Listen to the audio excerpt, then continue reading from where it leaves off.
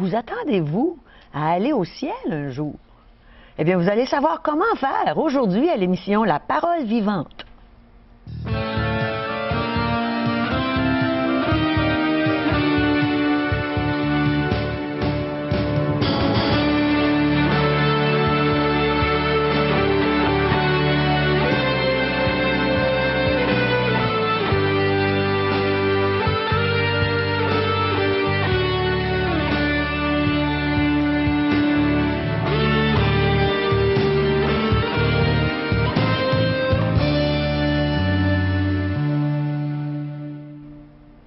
Bonjour et bienvenue à l'émission La Parole vivante.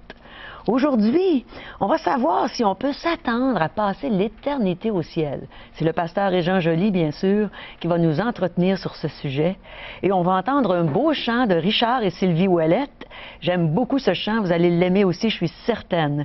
On va entendre aussi le témoignage d'Irène Fournier. J'ai hâte de l'entendre, je ne l'ai jamais entendu, alors je vais l'entendre avec vous. Et n'oubliez pas que vous pouvez nous contacter à 1-877-l'Espoir, 1-877-537-7647 ou visitez-nous sur notre site web espoir.ca. Le ciel pour l'éternité, quel sujet, n'est-ce pas, Régent? Et c'est très réaliste de pouvoir dire, oui, je serai là pour l'éternité. C'est extraordinaire. Mais il ne faut pas vivre d'illusions. Il y a beaucoup de gens qui pensent qu'ils vont se retrouver, mais malheureusement, pour apprendre à la fin de leur séjour ici-bas sur Terre et leur arrivée dans l'éternité, qu'ils n'y auront pas. Est-ce qu'ils peuvent apprendre comment y aller aujourd'hui? On va l'apprendre comment y aller, mais c'est surtout, je veux défaire cette illusion, ce faux raisonnement qu'on pose la question aux gens. On a rencontré, moi aussi, on leur demande, avez-vous l'assurance, la certitude d'aller au ciel? Et là, c'est, j'espère bien, je pense bien.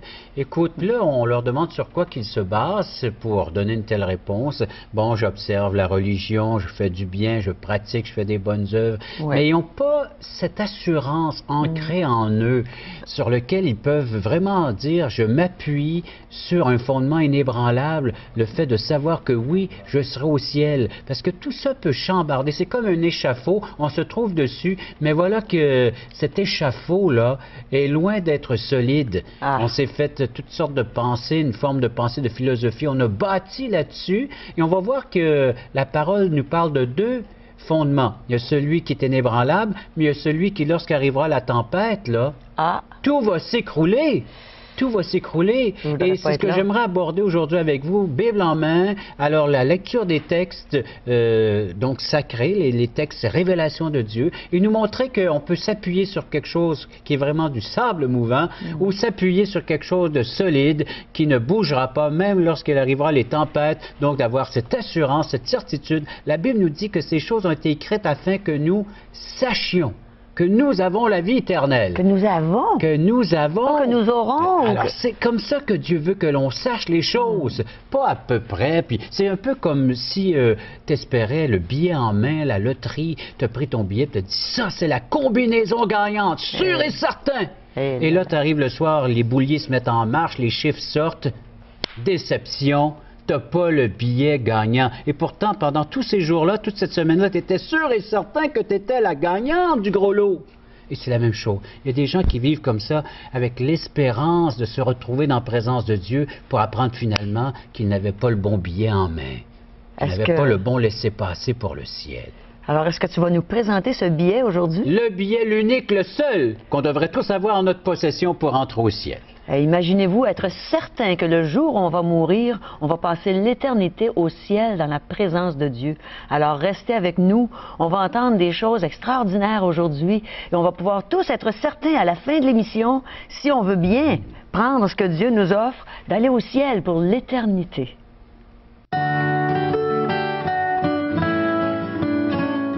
Je suis native du Manitoba, j'étais religieuse depuis 13 ans.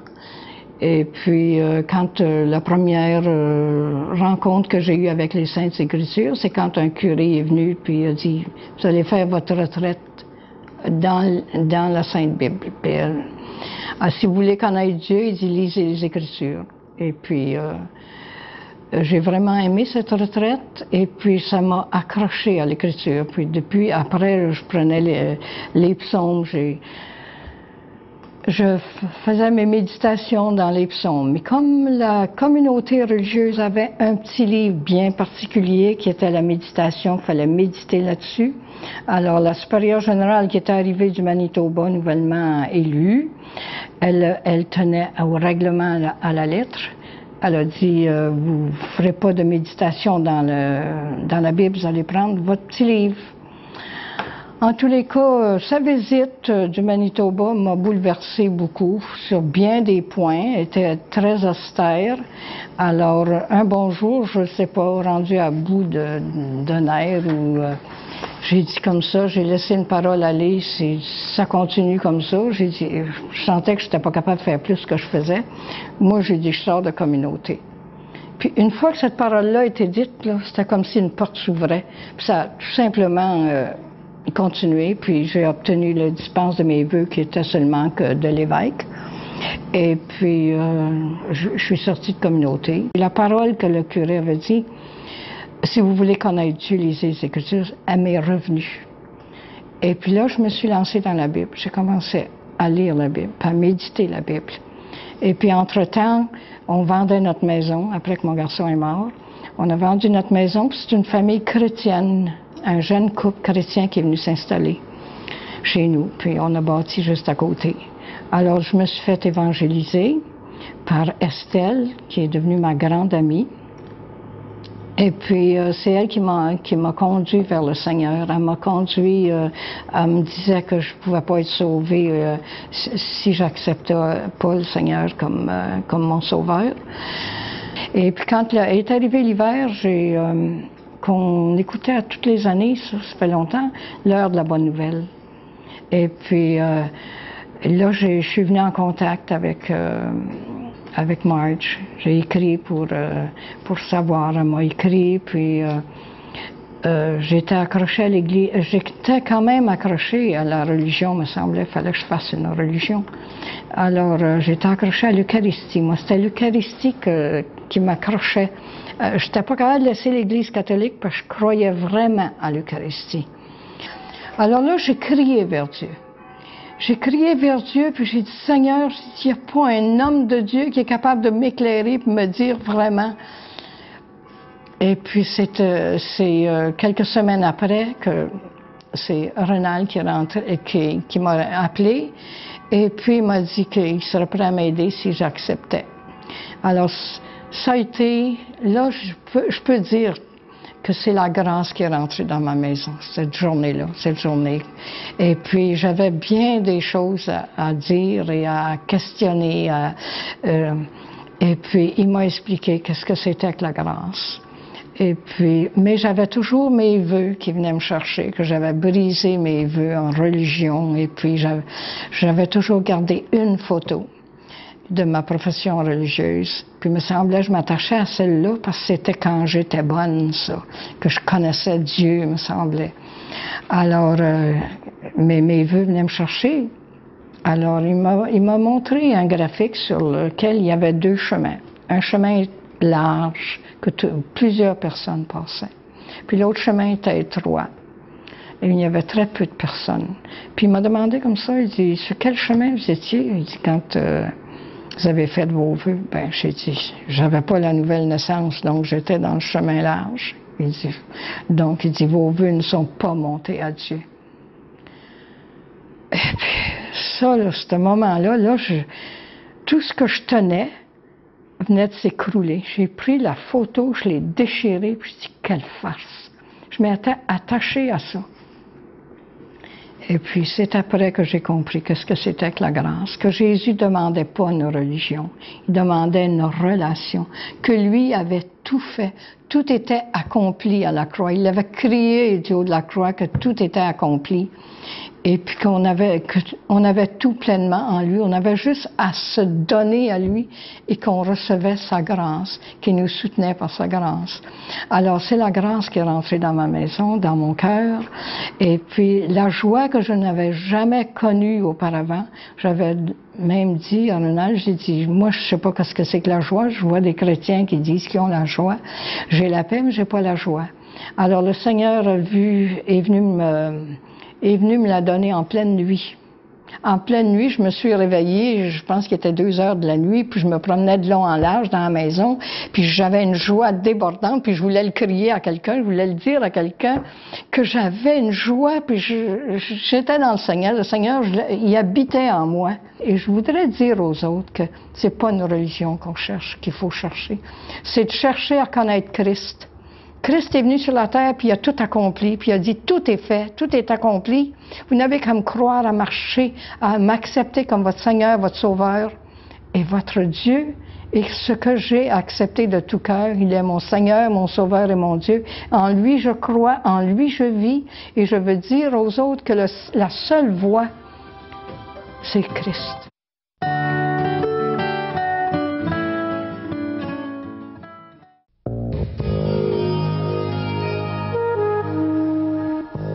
Mes amis, savez-vous pourquoi je suis si heureuse? C'est parce que je sais, je suis certaine, j'ai l'assurance que je vais passer l'éternité au ciel avec Dieu. Et vous aussi, vous pouvez avoir cette même assurance, et c'est de ça que Régent va nous parler aujourd'hui. Si ces gens répondent à l'invitation que le Seigneur leur fait maintenant, présentement, par la bouche de ses humbles serviteurs, et par l'enseignement de la parole de Dieu que nous allons recevoir à l'instant même. Nous sommes tout oui. Matthieu, chapitre 7. Lisez l'Évangile de Matthieu, chapitre 7, verset 21. C'est le Seigneur qui enseigne. Le Seigneur est en train de parler. On a vu qu'il parlait de 2 chemins, un chemin large, un chemin étroit. Et ici, il va parler de ceux qui disent « Seigneur, Seigneur ». Ce n'est pas tous ceux qui me disent « Seigneur, Seigneur » qui rentreront dans le royaume des cieux, mais seulement celui qui fait la volonté de mon Père qui est dans les cieux. Plusieurs me diront ce jour-là, Seigneur, Seigneur, n'avons-nous pas prophétisé ou enseigné par ton nom? N'avons-nous pas chassé des démons, c'est-à-dire on a vu la puissance agir et libérer des gens? N'avons-nous pas fait beaucoup de miracles par ton nom? Alors je leur dirai ouvertement, je ne vous ai jamais connu. Retirez-vous de moi, vous qui commettez l'iniquité. C'est assez surprenant, hein? Tu parlais de ceux qui font la volonté de son Père qui est dans les cieux, mais comment est-ce qu'on peut connaître sa volonté? Et là, tu touches le point principal de l'enseignement, c'est pas le fait juste de savoir ou de prononcer le nom Jésus, Seigneur Jésus, et même, avez-vous remarqué, d'accomplir des œuvres au nom de Jésus, ce n'est pas suffisant, parce qu'il dit, on a fait ceci en ton nom, on a fait cela. Seigneur, il dit non. C'est celui qui fait la volonté de mon Père. Et un autre point assez intéressant, c'est le fait de connaître, parce que Jésus a dit, je ne vous ai jamais connu. Oh là là. Alors, il n'y avait pas cette relation d'intimité personnelle entre ces gens-là et Jésus lui-même. Alors, la question se pose pour nous tous et pour toi qui es à l'écoute présentement. Est-ce que tu as une relation? Est-ce que le Seigneur Jésus peut dire qu'il te connaît, c'est-à-dire qu'il peut établir une relation avec toi intime et personnelle et que toi, tu pratiques dans ta vie tous les jours, eh bien, la volonté du Père? Oh là là. Parce que c'est les 2 conditions ici qu'on a vues dans ce texte. On va poursuivre notre lecture et on va aller voir un peu plus loin, toujours dans Matthieu chapitre 7, verset 24. C'est pourquoi quiconque entend ces paroles que je dis et les met en pratique sera semblable à un homme prudent qui a bâti sa maison sur le roc. La pluie est tombée, les torrents sont venus, les vents ont soufflé et se sont jetés contre cette maison. Elle n'est point tombée parce qu'elle était fondée sur le roc. Mais quiconque entend ces paroles que je dis et ne les met pas en pratique sera semblable à un homme insensé qui a bâti sa maison sur le sable. La pluie est tombée, les torrents sont venus, les vents ont soufflé et ont battu cette maison. Elle est tombée et sa ruine a été grande. Ici, à place de maison, on sait que c'est une illustration, encore une fois, que le Seigneur utilise. On ne construisait pas une maison n'importe où, n'importe comment. Il fallait qu'il y ait un fondement solide. C'est la même chose encore aujourd'hui dans la construction. Mais tout ça, c'est un rapport avec la vie que nous sommes en train de vivre. Le Seigneur est en train d'enseigner puis de dire, sur quoi bâtis-tu ton existence présentement et sur quoi prépares-tu ton éternité? Mais comment est-ce qu'on peut savoir si on bâtit notre vie sur le roc, comme tu parlais tantôt? Le texte nous le dit. Celui qui met en pratique mon enseignement bâtit sur le roc, mais celui qui entend ces paroles, mais ne les met pas en pratique, bâtit sur le sable. Alors, ces paroles, c'est ce qui est écrit dans la Bible.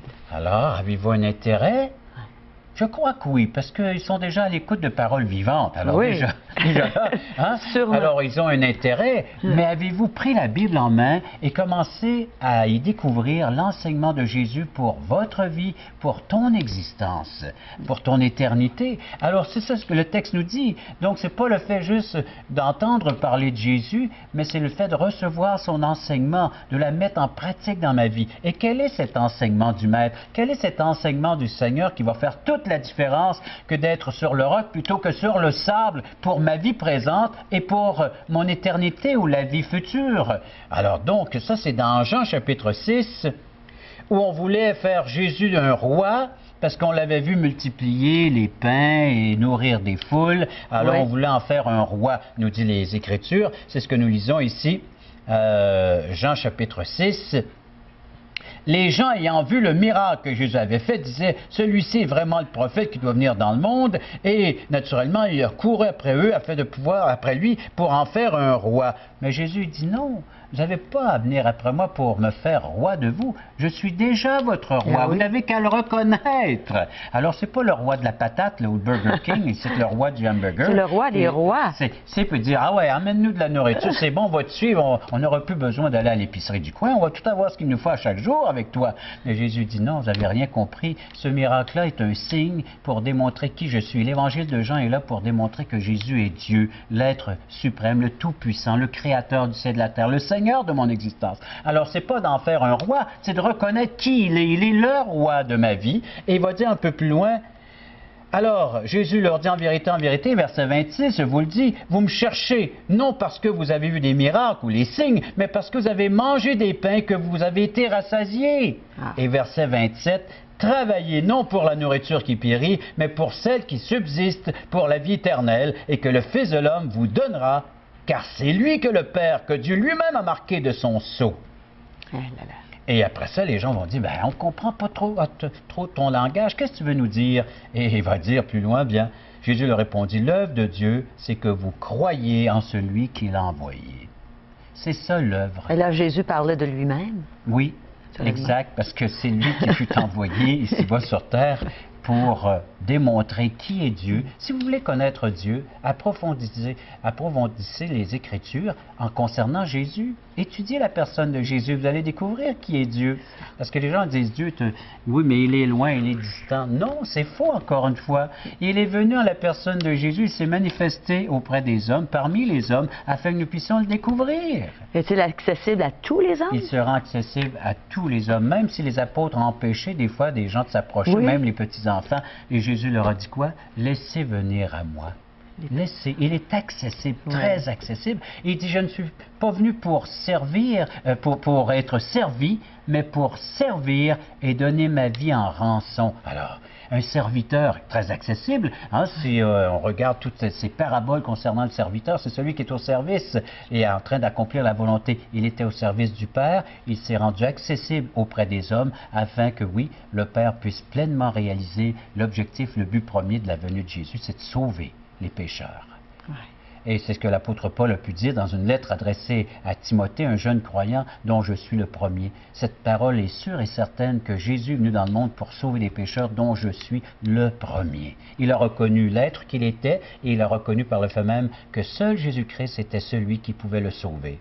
Donc, il a reconnu que Jésus était le roc et il pouvait bâtir maintenant son existence et même son éternité sur le roc, sur Jésus. Il y a d'autres versets qui disent, l'apôtre Pierre a reconnu également que Jésus était le roc.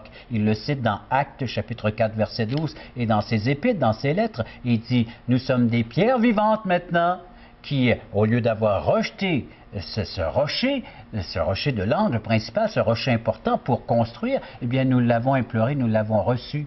Et c'est là encore le verset que Jésus a dit à Pierre, « Tu es Pierre, et sur cette pierre, je bâtirai mon Église. » Mais juste avant que Jésus prononce cette phrase, Pierre avait reconnu qui était Jésus.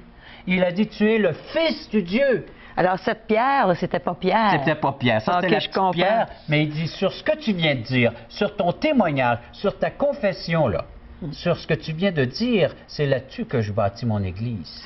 Et Jésus est en train encore de bâtir son Église sur le roc. Et d'autres textes, ils vont nous dire, Jésus est le chef, Jésus est la tête, Jésus, il est cette Église qu'il bâtit, un corps spirituel, mais qui est bel et bien réel, qui est là, qui fait partie de notre existence. Alors, pour faire partie du corps de Christ ou de l'Église, il faut naturellement que Jésus-Christ ait une place prédominante dans ma vie. Il faut qu'il ait la place en tant que Seigneur de mon existence et par le fait même, il me donnera tout ce qu'il faut pour pouvoir être présent dans la présence de Dieu pour l'éternité.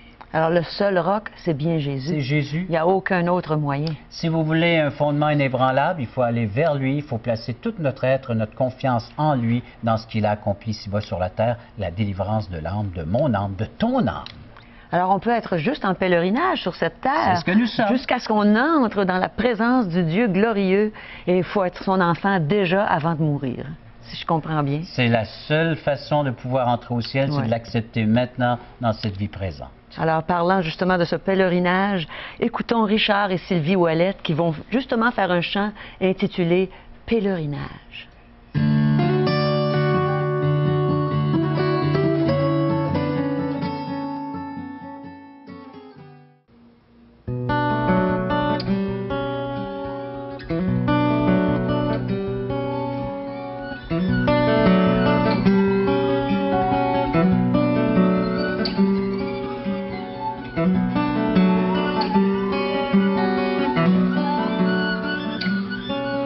Je ne fais qu'un pèlerinage à travers ce monde douloureux.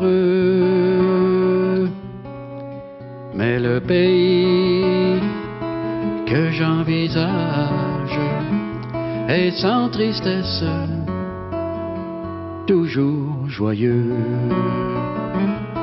Oui, j'irai là pour voir mon père.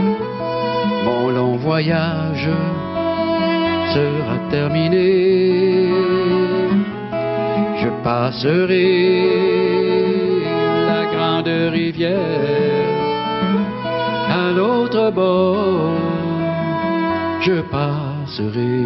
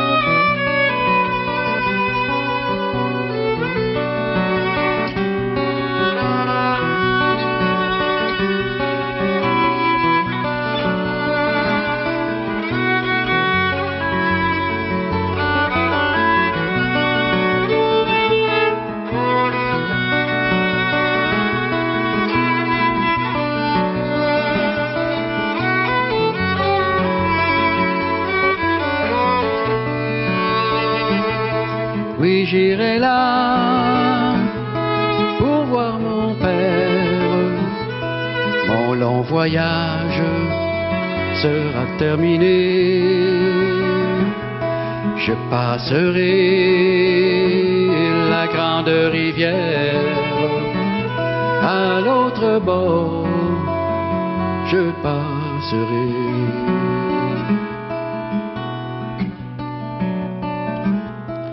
Mon corps sera couché paisible. Je serai enfin libéré. Je lâcherai ma croix pénible. Une couronne me sera donnée. Oui, j'irai là pour voir le juste à jamais chanter ses bontés. Je passerai la grande rivière. À l'autre bord, je passerai.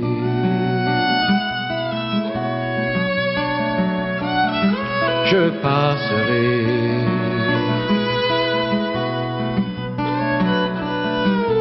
Je passerai.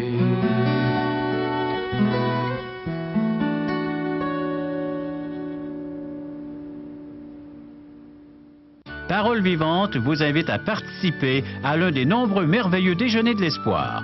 Ces déjeuners ont lieu dans plusieurs restaurants réputés de la région et vous sont offerts gratuitement. Venez entendre le témoignage d'une vie transformée par la puissance de Dieu. Pour connaître les détails concernant l'endroit, la date et l'heure pour votre région, composez le 1-877-537-7647 ou notre site web www.espoir.ca.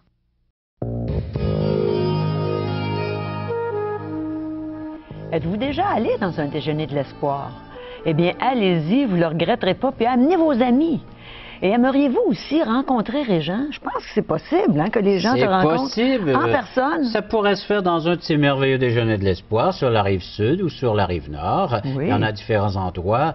Et également, ceux qui veulent me rencontrer personnellement, appelez-moi. On va se communiquer via courriel ou bien par téléphone. Et puis, on va pouvoir se donner rendez-vous. Moi, je suis prêt à aller à domicile s'ils n'ont pas tous saisi la belle vérité d'aujourd'hui qu'on vient d'explorer dans les Saintes Écritures, là, dans la Bible. Là. Alors, moi, je serais prêt à répondre à leurs questions, à leurs commentaires, ou à les passer dans les futures prochaines émissions ensemble. Et ceux qui veulent recevoir la littérature qu'on offre tout à fait gratuitement, à leurs questions fondamentales, aujourd'hui l'espoir c'est Jésus seul, ou bien En contact, une belle revue qui nous porte à réfléchir sur des textes de la Bible, tout ça c'est gratuit.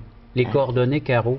1-877-l'Espoir, 1-877-537-7647 ou visitez notre site web espoir.ca.